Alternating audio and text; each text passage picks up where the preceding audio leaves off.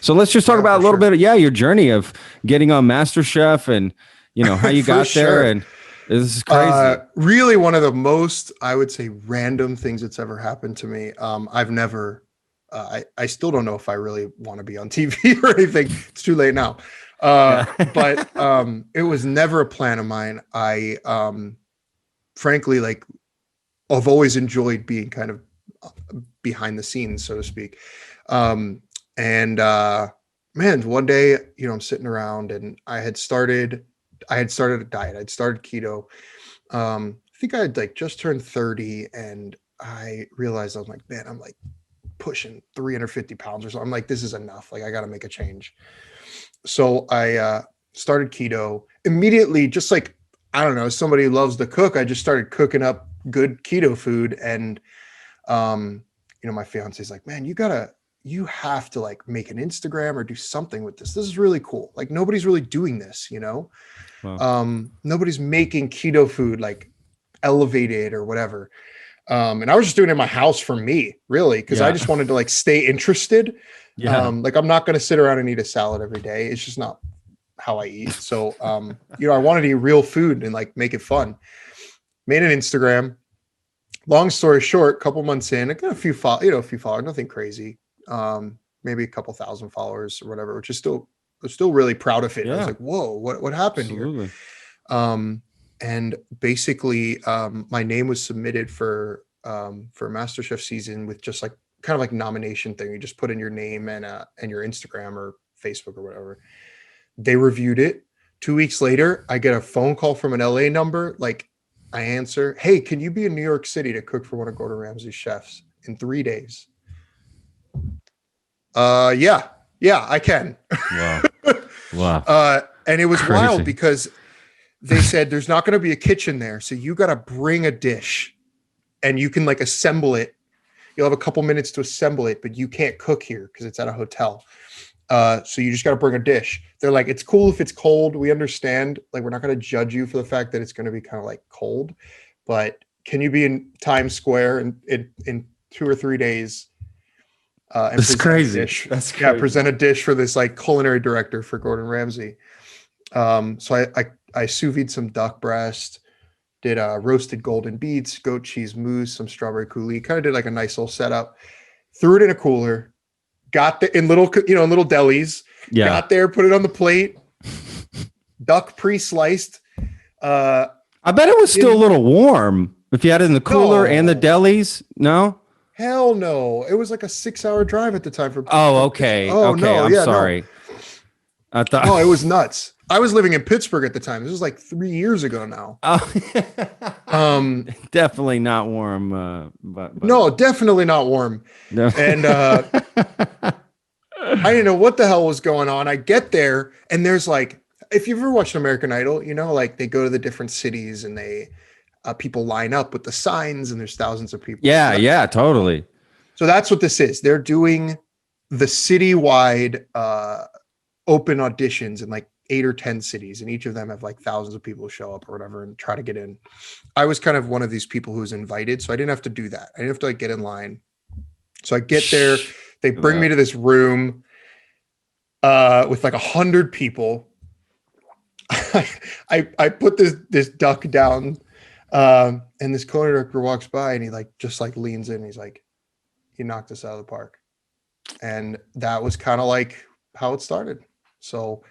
Yeah, it was months more auditions. So basically, it starts with about 20,000 people or so, and they just keep having that number and cutting people. So about half get through to the next round, a couple, maybe 10,000 people, and then that's cut in half. And so I had to go back to New York a couple more times for more testing and auditioning. They do some camera work as well as food. It's not just the food; it's also your camera presence and all that. And I'd never been on TV. I didn't have a YouTube channel. I didn't have anything. Like I was I was nothing. Few months later, you're somebody, Michael. Okay, you've always been somebody. Nobody tell you different. A few months later, I'm flown to LA. We're down to 80 people. 80s cut to 40. 40s cut to 20. Woo! Then I made it on the show. So oh my gosh, it was basically a giant cooking competition. So you're doing this pre-MasterChef sort of thing before MasterChef. That's what I mean. It was a good half a year of continuation through this Wow. process long before I was ever even in LA for filming. I mean, long before anything goes on camera. That's crazy. Is there are you meeting some of the other people along the audition process and getting to know them? Yeah, you are, but your interactions are pretty limited because they don't want people to kind of like talk or whatever. So like I met this friend of mine. It's actually it was a hard That would be hard for me. moment I'm for so me. personable, dude. Like Yeah, it that was would be hard. super I hard made for a me. friend the first time I went to New York. I made a friend and we were like all the way through the process together. And then we were both waiting to find out if we were going to be flown to LA for the top 80. And when they called me and invited me to LA, they were like, you cannot tell anybody. If you do, you're automatically rejected. So I couldn't tell her. And it broke Oof. my heart. It broke Yeah. my heart. Oh, And unfortunately she didn't get the call, and it literally broke my heart. And yeah. she's texting me like, I still haven't heard from them. What's going on? And I'm like, Yeah. Oh, man. Well, she'll try again. You know, you hear all these she people should. She's that try fantastic. multiple times, right, and get on the show. That happens all the time on these shows. I mean, all the time. Where A bunch you of the gotta people stay with it. most of my cast, that was not their first tryout I know people that Oh, have been well, there like you go. 3-4 times. Yeah. And Yeah, there you anybody go. who's watching right now, like, please try. It is a blast. Even if you don't like, the whole process was fascinating. It was so much fun. That's cool. And look, if you don't take a risk, you'll never know, and Yeah. it was out of my comfort zone, but I still took the risk, and I am so glad I did. Regardless of like what happened after, I would have been happy.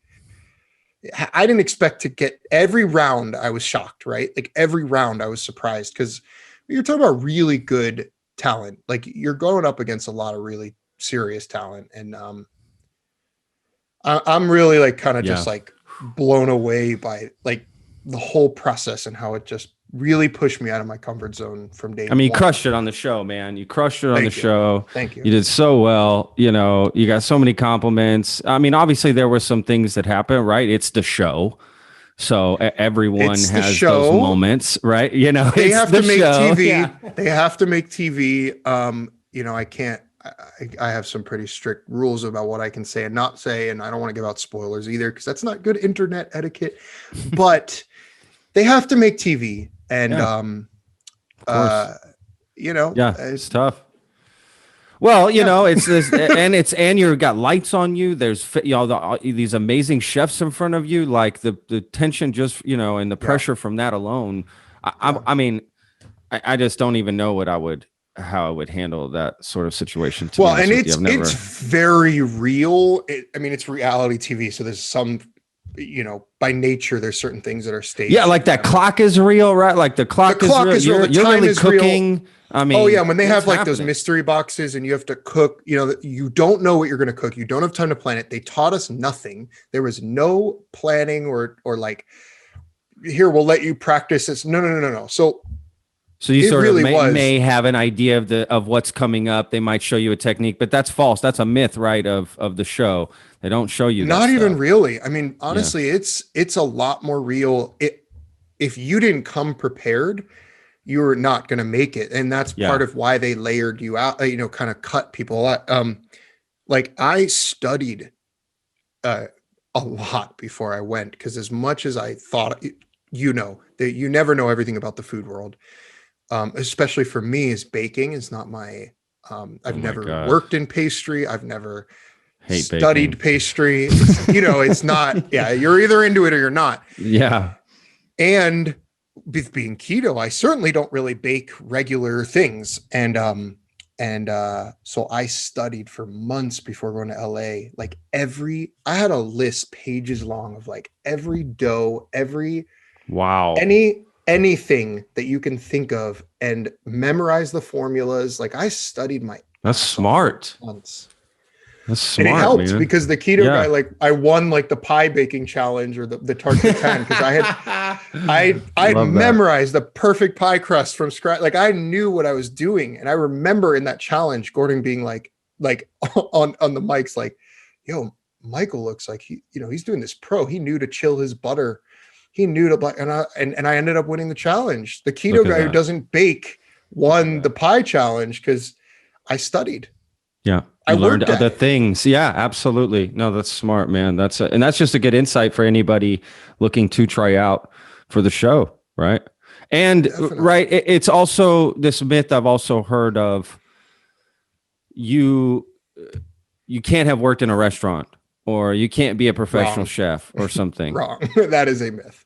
Okay. About I'm untrained. I have never been to culinary school. I've never formally like been in worked in like a formal restaurant kitchen in the sense of like, you know, as a chef de cuisine or anything like that. Um, but I would say more than half of the contestants have worked in restaurants as I have, or many had been to culinary school. The Masterchef is explained as like, you know, home cooks, but the Yeah. truth is that we can't be currently working in restaurants.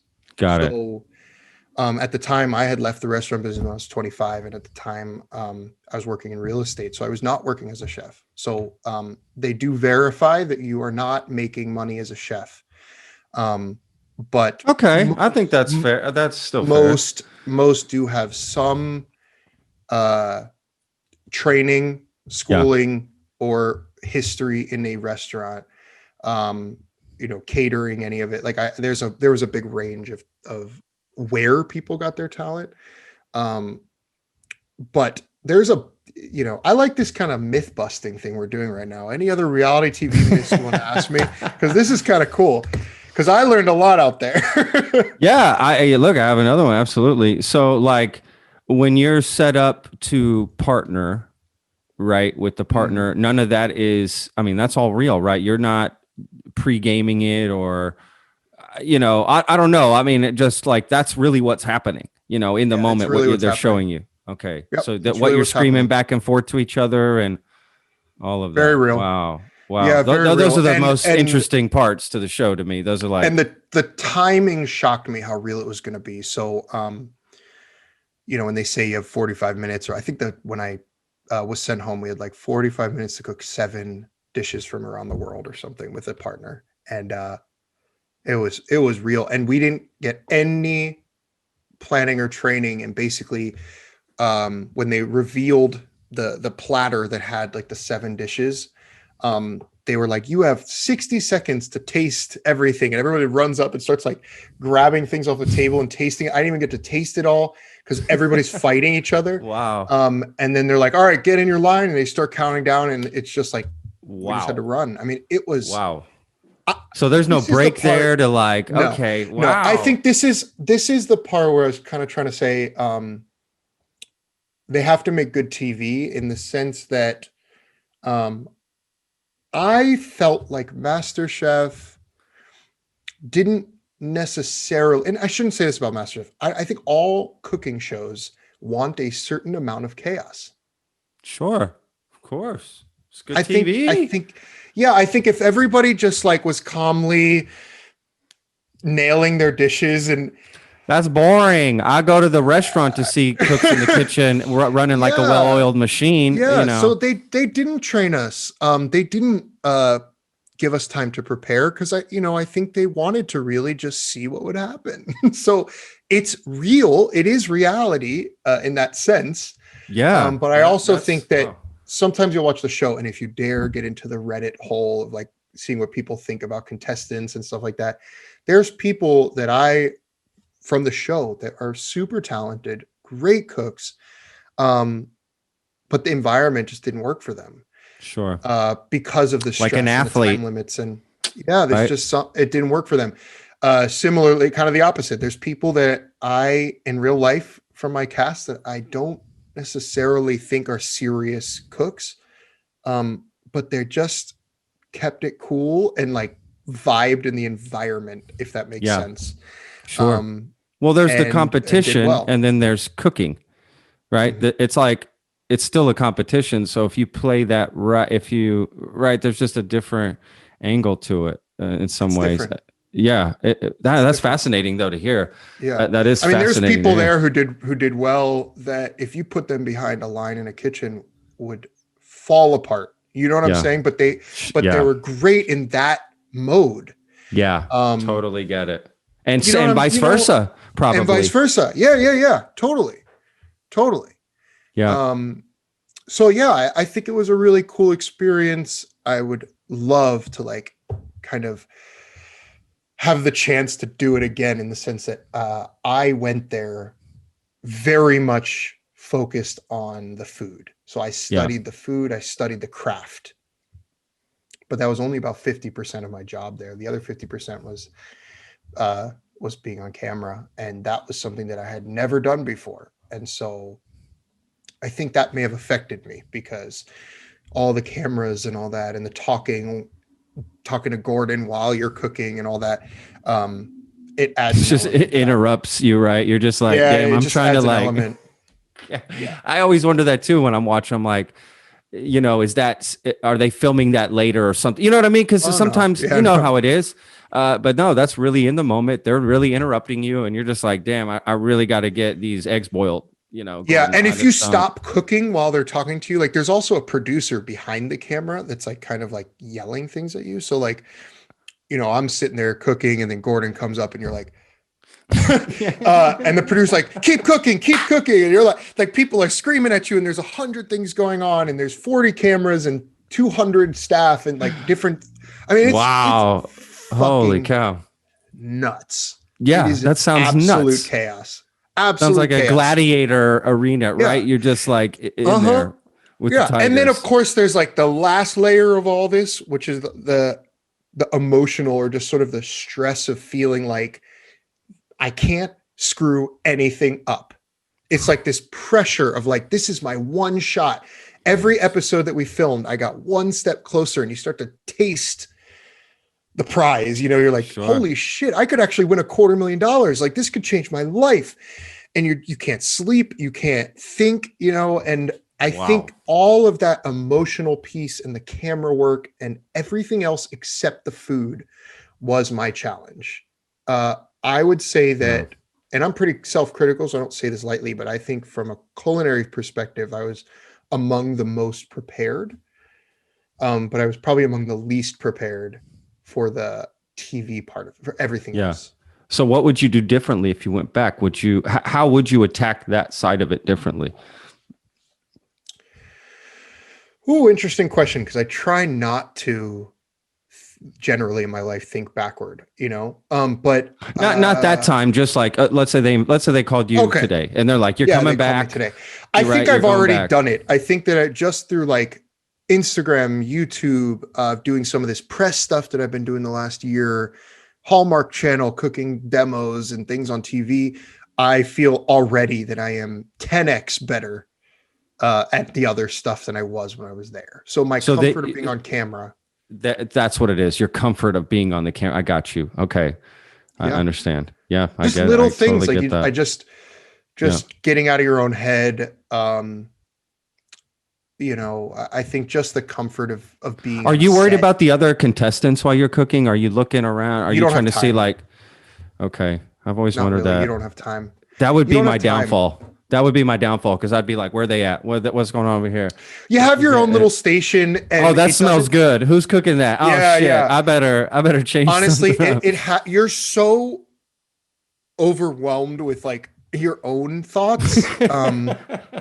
I didn't really have time. Now that kicks in as soon as the clock ends, and you're standing there and you're like looking around, and you're like, that looks like shit. That looks amazing. Like, then you're like, oh, that's when things really take off is right when the clock ends, and you're like, they literally force you to like put your hands up. So that is real, right? That clock, that is real. That's all real. There's no more. You cannot touch that thing.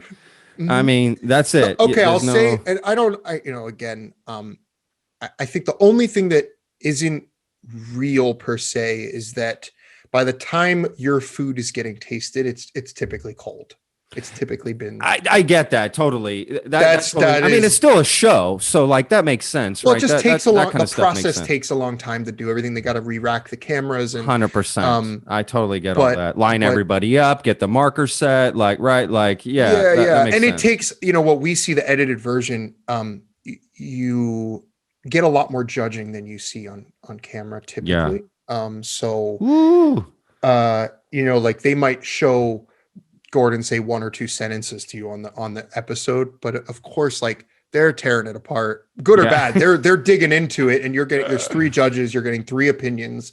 They might only show 1 or 2, so there is a tad bit of the time stretches a lot more than you think. So if you're the last one to get tasted, you could be sitting there for 45 minutes while everybody's getting through their judges. Can you hear everybody else up there getting judged? Oh, Can you hear it all. Oh, yeah. Hear it all. You're there for all of it. Yeah. Okay. And you're sitting I know you're there, but head. I didn't know with the distance. I mean, I know they have a mic on, but does that mean you can hear them? You know, I didn't know if you could hear what they're saying about the other dishes. Oh, that's interesting.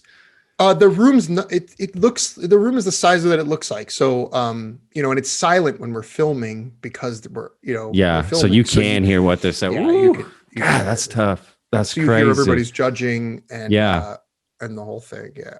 Wow. It was like just talking about it. It was wild, you know. And now it's, since I actually filmed it, it was a couple years, but it's still like so vivid in my mind.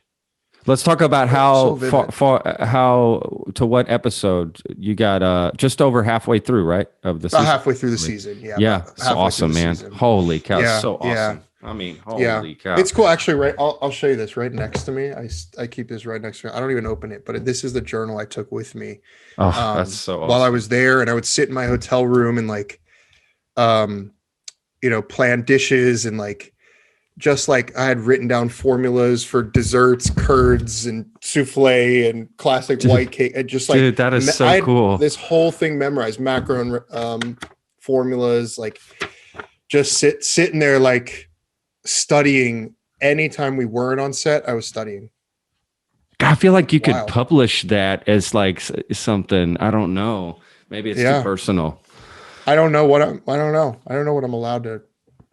Yeah, that's true. So, like later, like there's a lot of rules. Like I can't give out like, of course, what happened offset, and like, of course, there's certain secret stuff that just like we signed that we're not allowed to talk about. Hey, if I ran a show, I'd have that shit too. You know what I'm saying? I would do the same thing. No, I totally get it.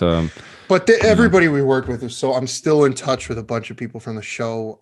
That's awesome. Both cast and crew and Gordon, all this stuff. Like we all bond over it. We're there for weeks at a time. We're living together basically. So we really bonded. I mean, there's some cast members I literally talk to every day, 2 years later. Wow. Every day. Yeah. Wow. Any chance of like maybe a collaboration with any of these chefs doing something, or? I have done a couple things. I've done some Instagram stuff. I did cook in Dallas a pop-up with 2 other people. We did like a there you go. That's what I'm talking about. Yeah, like a 4-course tasting dinner. Nice. It was a year ago though. That's awesome.